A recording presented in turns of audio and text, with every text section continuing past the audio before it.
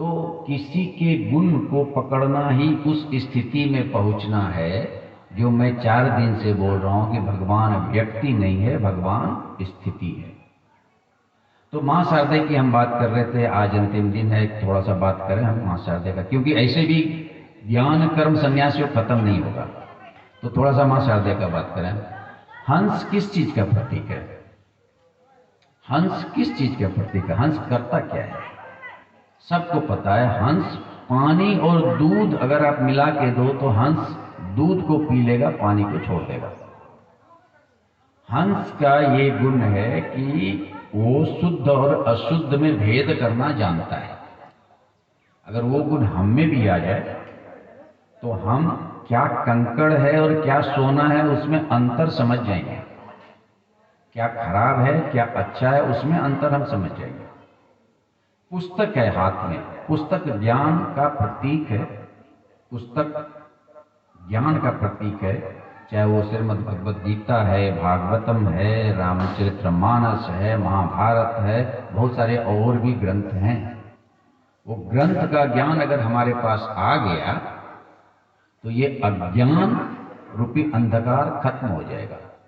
एक कहानी और कहूं, आज अंतिम दिन है।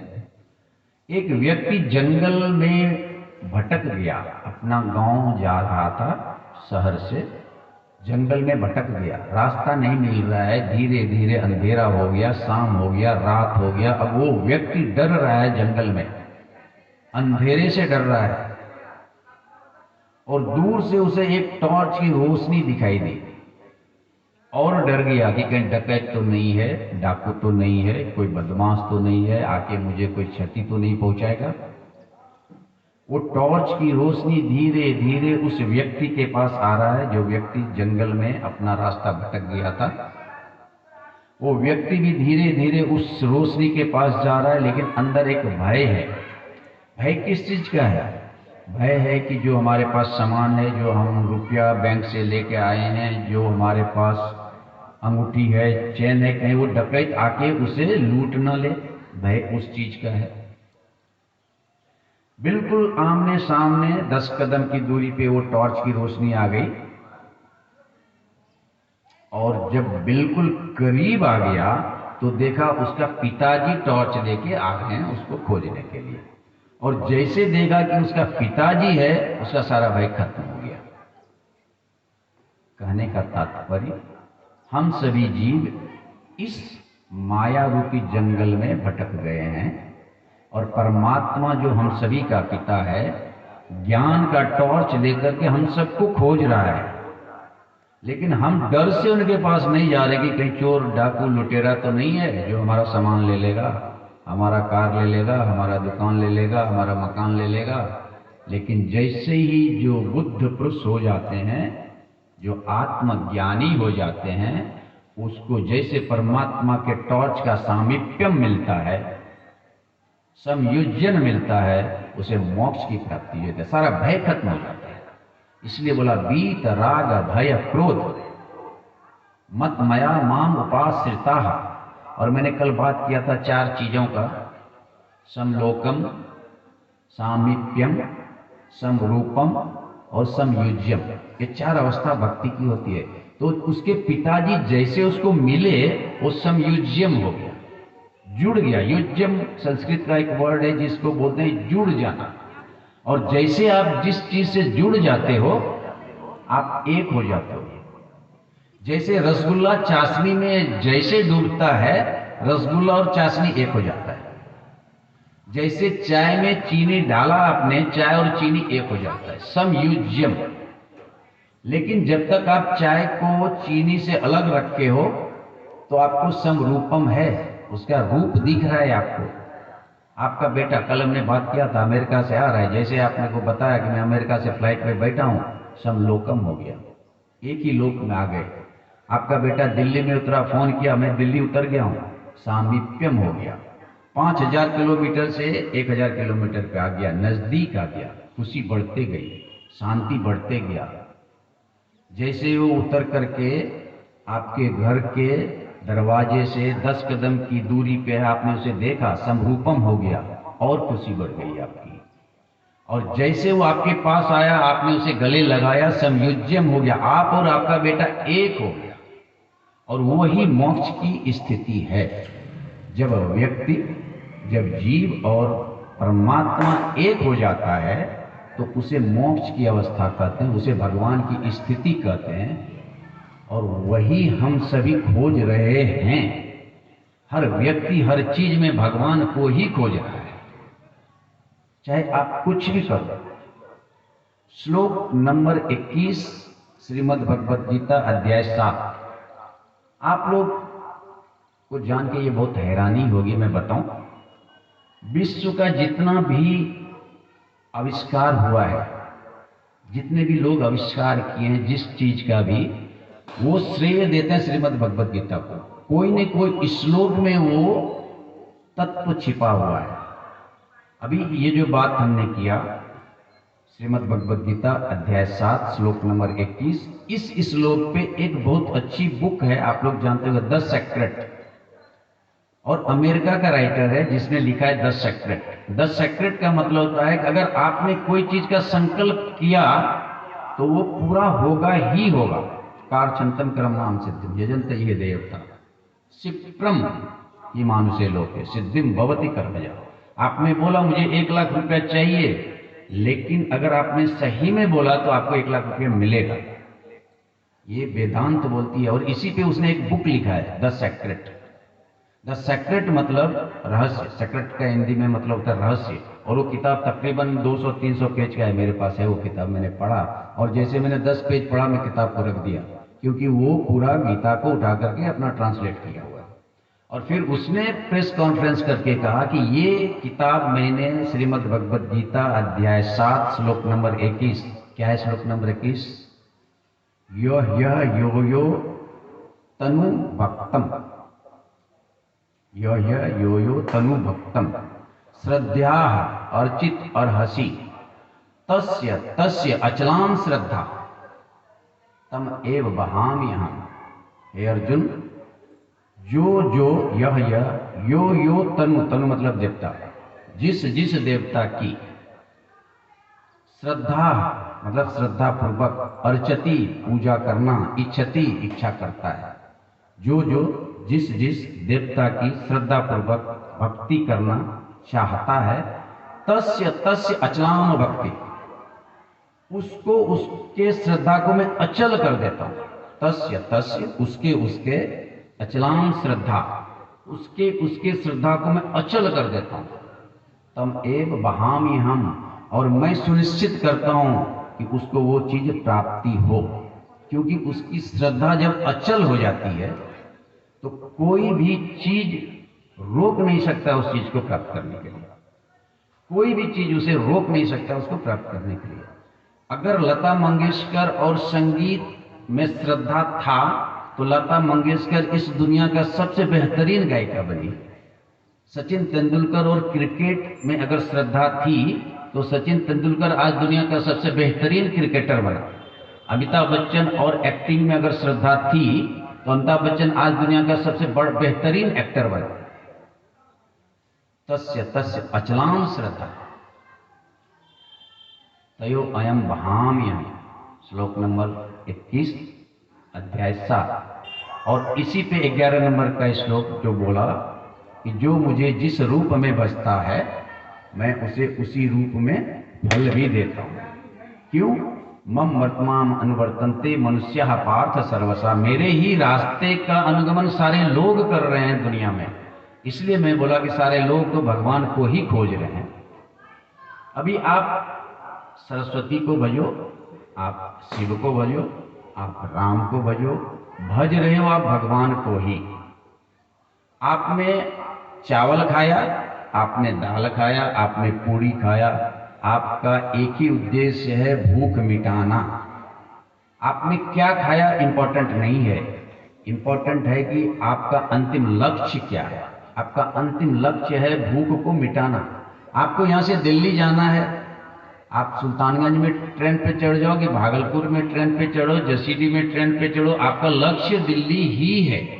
आप राजधानी में चढ़ जाओ, आप पैसेंजर में चढ़ जाओ, आप एक्सप्रेस में चढ़ जाओ, एसी में चढ़ जाओ, नॉन एसी में चढ़ जाओ, आपको पहुंचना दिल्ली ही है। इसी तरह से हम किसी भी पथ पे चलें, भक्ति पथ पे चलें, कर्म पथ पे चलें, ज्ञान पथ पे चलें, जाना मोक्ष के दरवाजे पे ही है।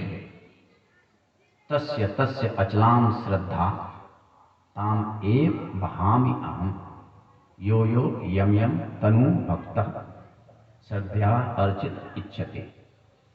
मास्टरपीस है गीता का।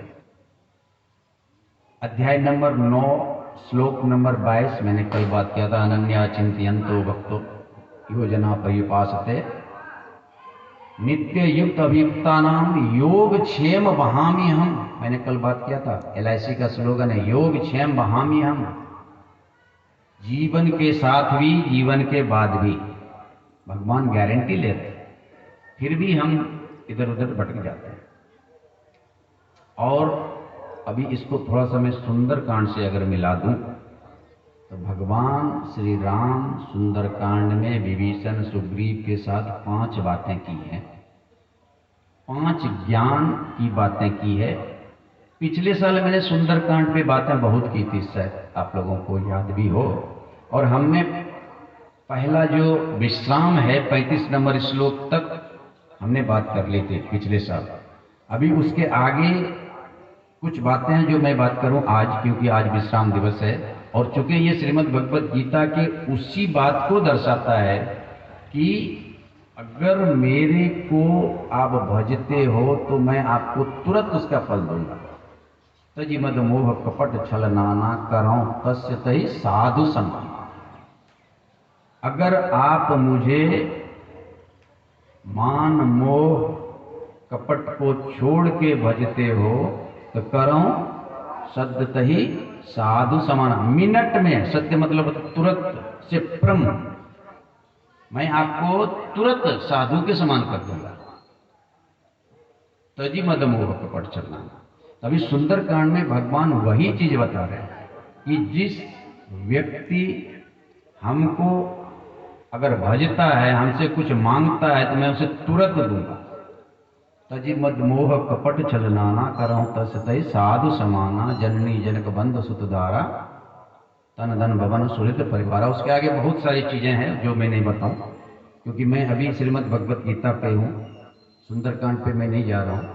लेकिन ये सुंदरकांड में भगवान श्री राम ने ये बताया है कि अगर आप मुझे भजते हो तो मैं आपको तुरंत साधु बना दूंगा। अभी साधु की विशेषता क्या है वो मैं नहीं बात करता हूँ, लेकिन साधु मतलब श्रेष्ठ होता है, कितना आप समझो। क्योंकि साधु का हर कर्म जो है दूसरे के भलाई के लिए होता है। सही दुख दर्द पर छिद्र सुहावा, ऐसा तुलसीदास जी ने लिखा। अपने को दर्द सहता है, वो कपास जो है उसको कितना धुनता है, कितना पीटता है, कितना बुनता है, उसके बाद भी वो दूसरे के नग्नता को ढकता है। पर छिद्र दूसरे के नग्नता को ढकता है, साधु का स्वभाव है। साधु का स्वभाव श्रेष्ठ है। और हमने जो बात की आज तक यही बात किया, the best way to gain anything is to lose it. Again I repeat, English में फिर हिंदी में बोलता हूँ, the best way to gain anything is to lose it. कोई भी चीज प्राप्त करने का सबसे अच्छा तरीका है उसका त्याग कर देना। हिंदी हुआ ये, इंग्लिश क्या हुआ? The best way to gain anything is to lose it. Adi Guru Shankaracharya. सबसे अच्छा तरीका किसी चीज को पाने का है उसे त्याग कर देना। अगर आपने आम का एक गुठली भी जमीन पे रोक दिया तो हजारों आम आपको मिल जाएंगे। The best way to gain anything is to lose it. किसी भी चीज को पाने का सबसे अच्छा तरीका है उसे त्याग देना। आम का गुठली एक भी आपने फेंक दिया तो आपको हजारों आम मिल जाएंगे, क्योंकि आम ने अपना त्याग किया। अगर आप ये समझते हो कि हम त्याग नहीं कर रहे हैं, अगर हम कोई चीज छोड़े नहीं तो फिर वो आपको मिलेगा नहीं। आपने देखा होगा बवंडर, हवा का बवंडर कभी देखा है आप लोगों ने? तो वो बवंडर कहाँ पे जाता है ये समझते हैं क्या? जहाँ हवा की कमी होती है। जब गर्म होता है तो वहाँ का हवा गर्म होकर ऊपर चला जाता है और उसे फील करने के लिए चारों तरफ की हवाएं वहाँ पे आ जाती हैं। Best way to gain anything is to lose it. अगर आपको कोई चीज पाना है तो उसे आपको छोड़ना पड़ेगा, तभी आपको वो मिलेगा। भगवान बोल रहे हैं, भगवान बहुत सारे ऐसे उदाहरण दे रहे हैं। एक वृक्ष कितना त्याग करता है, एक वृक्ष कितना त्याग करता है, एक माता कितना त्याग करता है, एक साधु कितना त्याग करता है, सूर्य कितना त्याग करता है। आप छोड़ो, ये हवा कितना त्याग करता है। एक क्षण भी आप हवा के बिना रह सकते हो क्या? एक क्षण भी? लेकिन हवा ये बोलता है कि मैं आपके पास नहीं जाऊंगा, मैं आपके नाक में नहीं घुसूंगा। सूर्य ये बोलता है कि ये खराब है, इसके पास मेरा रोशनी नहीं जाएगा, ये अच्छा है, इसके पास मेरा रोशनी जाएगा। बोलता है क्या? समुद्र ये बोलता है कि मैं भाप नहीं बनाऊंगा, वाष्प नहीं बनाऊंगा। बादल ये बोलता है कि इस खेत में मैं बारिश करूंगा, उस खेत में मैं बारिश नहीं करूंगा। क्यों? क्योंकि the best way to gain anything is to lose it. अगर आपको कोई भी चीज पाना है तो आपको वो चीज छोड़ना पड़ेगा। बिना कोई चीज छोड़े आप वो चीज पा नहीं सकते हैं। इन द सेम टोकन, अगर आपको कर्म पाना है तो कर्म छोड़ना पड़ेगा। कर्म करने के बिना कर्म से मुक्ति नहीं मिलेगी। और कर्म को करना ये मतलब नहीं कि शारीरिक अवस्था में हम कर्म कर रहे हैं तो वो कर्म हुआ, नहीं। कर्म की गति बहुत गहन है। ये बात हम आज करने वाले हैं, अगर समय मिला तो। कर्म, अकर्म और विकर्म, मैं 3 दिन से सोच रहा हूं इस पे बात करूं, लेकिन कर नहीं पा रहा हूं, क्योंकि पीछे ही बहुत सारी चीजें बच जाती है करने के लिए हमको, इसलिए आगे नहीं बढ़ पा रहे। और बढ़ना भी नहीं चाहिए। अगर हम समझना चाहते हैं श्रीमद् भगवद गीता को तो थोड़ा सा गहराई में उतर के उसको समझें। क्योंकि मैंने ये पहले भी कहा है और आज भी कहता हूँ कि ये जो 700 श्लोक का ये स्वेटर बना है ना, इसका एक भी धागा आप पकड़ लो तो पूरा का पूरा वो स्वेटर खुल जाएगा। इसी तरह से अगर गीता का कोई एक श्लोक पकड़ लो तो पूरा का पूरा गीता समझ में आ जाएगा। मैंने बहुत बार कहा है ये बात। अभी देखें, गीता अर्जुन और कृष्ण का संवाद तो है, लेकिन ये एक जीवन जीने की मैनुअल है। हम जीवन कैसे जिए उसका एक मैनुअल, हम कर्म कैसे करें उसका एक मैनुअल है ये गीता। अर्जुन का विषाद यानी हम लोग विषम परिस्थिति में पीछे हट जाना। कृष्ण का बताना मतलब एक गुरु शिष्य परंपरा के द्वारा उस ज्ञान को हमारे और आपके जीवन में लाना। और 18वां अध्याय मोक्ष, जब अर्जुन फिर से गांडीव उठा लेता है, यानी हम और आप जब कर्म की गति, कर्म का रहस्य समझ जाते हैं तो फिर कोई भी कर्म नहीं रहता, वो अकर्म बन जाता है। और यही बात इस अध्याय में 4 नंबर के अध्याय, ज्ञान कर्म संन्यास योग, through knowledge renunciation in action is moksha. Hindi में अगर बोलूं, ज्ञान के सहारे कर्म में सिद्धि मोक्ष है। योग कर्मसु कौशलम, श्रीमद् भगवद गीता अध्याय 2 श्लोक नंबर 50। भगवान श्री कृष्ण बोलते हैं, ततो योगाय युज्यस्य योग कर्मसु कौशलम। योग ही कर्म का कौशल है। और आज हम अंतिम जब श्लोक पढ़ेंगे तकरीबन 1 घंटा के बाद, तो ये बात आएगी, योग संन्यस्त कर्माणि ज्ञान सचिन्न संशय। योग कर्म को संन्यस्त करता है, ज्ञान संशय को काटता है। ये बात आएगी 41 नंबर का श्लोक में। तो अभी हम बात अभी भी वहीं पे हैं। अगर हम आश्रित हो जाएं श्रेष्ठ पे तो नीचे के सारे चिंताएं खत्म हो जाएंगी। अगर हम श्रेष्ठ को पकड़ लें तो नीचे के छोटे मोटे चीज ऐसे ही आपको मिल जाएगी। कर्म को अगर आप योग के माध्यम से करते हो, योग मतलब जुड़ना, योग मतलब जुड़ना। अगर आप किसी चीज से जुड़ते हो तो किसी चीज से छूटते हो। योग, संयोग और वियोग, ये 3 शब्द है। और भगवान श्री कृष्ण ने इस अध्याय में इस तीनों को बहुत ही अच्छे तरीके से बताया। संयोग से आपको संसार मिल सकता है, ध्यान दीजिएगा। संयोग से आपको संसार मिल सकता है, संसारिक सफलताएं मिल सकती है, संसारिक सुख मिल सकता है, लेकिन वो संयोग आपका वियोग का कारण बनता है। किस चीज से? परमात्मा से वियोग का कारण बनता है। सांसारिक सफलता संयोग हो सकता है, लेकिन वो आपके वियोग का कारण बनता है परमात्मा से। और जब वियोग आपके जीवन में आता है तो वो आपको रोगग्रस्त कर देता है। रोग का कारण भी वियोग ही है। अगर आपके प्रियजन से आपका वियोग होता है तो आपको रोग हो जाता है। तो फिर से मैं बात करता हूं, बहुत ही गूढ़ तथ्य, थोड़ा समझिए। संयोग से आपको संसारिक सफलता मिल सकती है। कार्डछंतम कर्मणाम सिद्धि, मिलेगा। भगवान गारंटी दे रहे हैं कि आपको संसारिक सफलता मिलेगी, क्षिप्रम, तुरंत, 1 मिनट में। तो संयोग से आपको संसारिक सफलता मिल सकती है, मिलेगी, लेकिन वो संयोग का वियोग निश्चित है। हर मिलन का अंत जुदाई ही होता है। मैंने कल बात किया था, हीर रांझा पिक्चर देखो, हर मिलन का अंत जुदाई ही होता है।